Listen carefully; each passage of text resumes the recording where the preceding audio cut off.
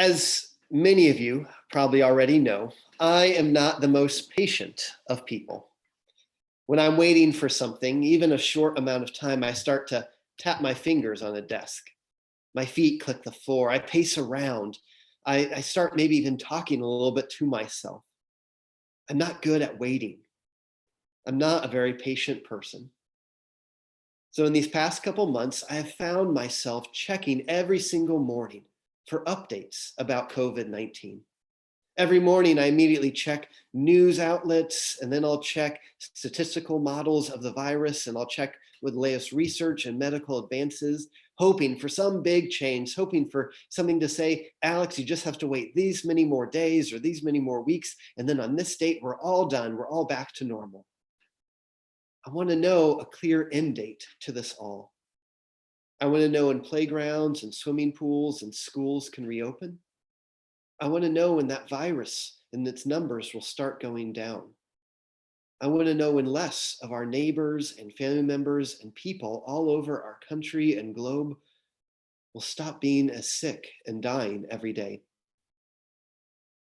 And honestly, most of all, I want to know when it will be safe again for us all to be out of our homes and together in person. Sadly, COVID 19 isn't handing me or any one of us a nice, neat calendar. The virus hasn't told anyone, well, I'm going to take a vacation on this date. In fact, the more that scientists and infection experts continue to learn about this virus, the more they realize how truly unpredictable it is. We've already been social distancing for over 10 weeks now, and we still don't know what the next weeks and months and possibly years will look like. It's making me and so many of us frustrated. It's making us afraid. It's making us uneasy. And in that uneasiness, in that frustration, in that fear and anger, we've started to be a little bit less pleasant to each other, and maybe not just a little bit. We've even started to blame and look for people to attack. In the past couple of weeks, we've seen this frustration and fear show itself in truly ugly and destructive and violent ways. Just this past week, there was a Presbyterian pastor who serves a church in Mississippi. He was out shopping one day when someone in a parking lot went up to him, he didn't know the person, and spat in his face simply because he was wearing a face mask in public. A Costco employee, plenty of employees actually, were assaulted for following safety protocols and asking others to do the same. And a Waffle House server, probably making minimum wage, was shot because they asked a person dining in to put on a mask and follow safe protocols. That violence, that anger, that lashing out, that is one way we can respond to our uncertain future. We can hurt others. We can blame others. We can start to become more violent and threatening. We can start to divide and judge and get angry at those who maybe view things differently than us.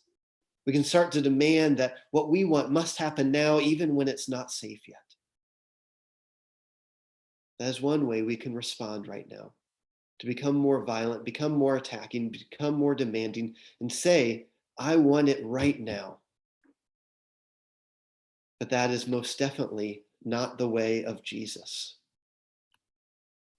In our reading for this morning, Jesus is taken up to heaven. This day is often called Ascension Day, as it's the day Jesus ascends to heaven. It is a joyous day as the disciples see Christ's glory and know Jesus is back with God the Father. And if you've ever been in churches with stained glass windows, at least probably one of those windows has tried to show this scene. Numerous churches, numerous paintings, and artists have tried to depict what the glory of this day would have looked like and try to get just a glimpse of it because we don't fully know what seeing Christ in his full power and glory and connect again with God the Father. It seems beyond our wildest imagination. It must have been a glorious sight for those first disciples, something that would have made them shine and happy for a brief moment. But it also seems as if it was a difficult day for those early disciples. Because after that moment of seeing Jesus' glory and see him go up to heaven, they start to look around and realize something. They start to realize that now they are on their own. And like us, they're scared. They're worried. They want to know what the future will look like, and they don't know. They want a clear calendar that says, well, this is when Jesus is going to come back again. This is when God's kingdom is going to be here on earth. But they don't get that. Like kids in the back seat on a long car ride, they want to ask Jesus, are we there yet? Are we there yet? Are we there yet? We've seen so much. We've gone through so much. We've seen your miracles, but we've also faced persecution. We've even seen you died and killed on the cross. We've hidden in locked rooms, and now you're back. Are we there yet? They want to ask. But Jesus simply says back to them, it is not for you to know the times. Like us, those first disciples want a clear plan. They want a simple calendar. They want to know exactly what the future will look like. They want to know when the kingdom will be here on earth. They want to know, are we there yet? Jesus doesn't offer them that. And Jesus doesn't offer us that either. At least for the immediate future, Jesus doesn't spell out everything that's going to happen to each one of us. Instead, Jesus offers something else. Jesus offers another hope. He says, following that line, it is not for you to know the times. He then says to his disciples and friends, but you will receive power. You will receive power when the Holy Spirit comes upon you. You will be my witnesses to the ends of the earth. Jesus tells the disciples that they may not know the future. They may not have a nice, simple calendar to follow, but they aren't being left alone. Jesus will be with them, and the Holy Spirit, God's presence, will be with them too.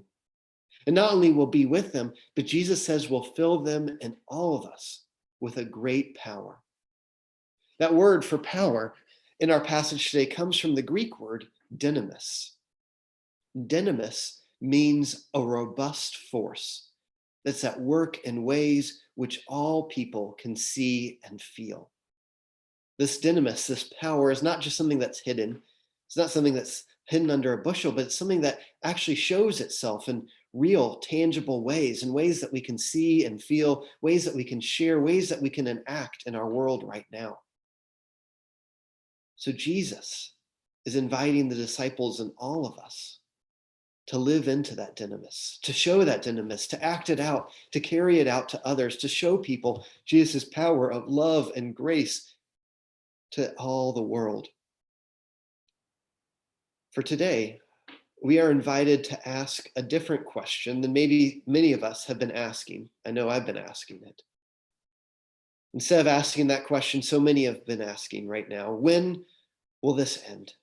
When will we be back to normal? When will I get what I expect and I want?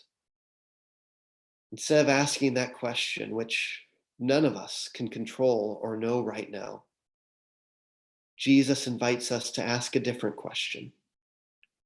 He invites us to ask this question: what can I do as a follower of Christ, even in these uncertain times?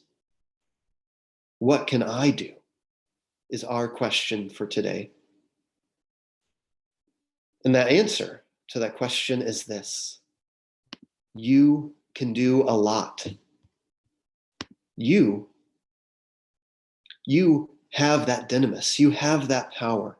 Even in these unpredictable times, each one of us has been given the gift of the Holy Spirit. Each one of us has been given strength and energy, gifts and community. Each one of us knows the good news of Jesus Christ, knows his love and grace, and can offer it to others in the way we speak and act and live. We may not be able to control or know our future right now. We can live as followers of our gracious and loving King.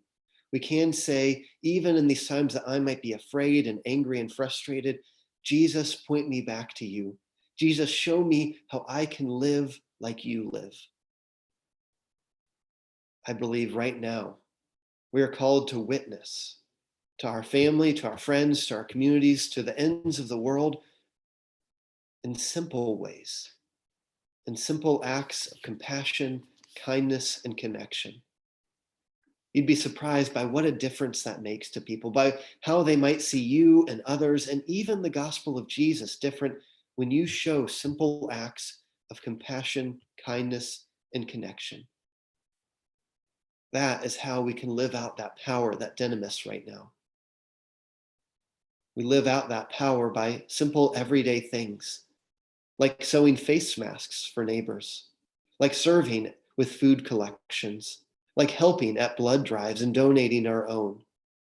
We live out that dynamis, that power, by being gracious and patient with neighbors and people that we meet at grocery stores and parking lots and out in the world. Even when we might be frustrated and scared and a little bit angry at the time, to pause and see Christ in them.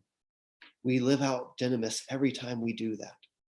We live out dynamis by wearing face masks in public, not to protect ourselves, but to love that person who we might be coming in contact with. We live out that dynamis by making phone calls to those who can't get out, by writing them cards, by checking in and listening to them before we get our own words in. We live out that dynamis, that Holy Spirit power, by reading books to children, by playing games with youth, by maybe giving hugs to those we can give hugs to right now. We live out that dynamis in showing small acts of love and care every day that mean the world to others. And at the very end of our reading for today, we're reminded that we live out this power, this dynamis, this calling from Christ by simply coming together for prayer and worship. As the disciples come down from Mount Olivet after seeing Jesus go up to heaven, they come back to Jerusalem and see the rest of the disciples and friends gathered together. And what are they doing? But praying. There's going to be a future time where they do miracles and wonders, where the Holy Spirit's going to allow them to speak in all these different languages, where they start churches and travel the world. But for right now, what Christ wants them to do more than anything else is to pause and join with others in prayer and worship in true presence. I know that simply seeing your faces and hearing your voices and knowing that you are praying and worshiping with me, that I get strengthened for the week and days ahead each time we are together. You aren't just worshiping for yourself. When you are here, you are really being a gift to me and all those who are worshiping with you. We don't know the future right now, but we are not alone. And we also are not helpless to do anything about it. We have been given power and strength. We have been given the Holy Spirit. We've been invited to be Christ's witnesses and shine his light and love to the world. So this day, I want to invite you to answer this question, not the question, when will this all be back to normal? When will this all be over? Because none of us can answer that right now. But instead, I invite you to answer this question. How can I live as Christ's follower right now? How can I witness to Christ's love, even in these uncertain times?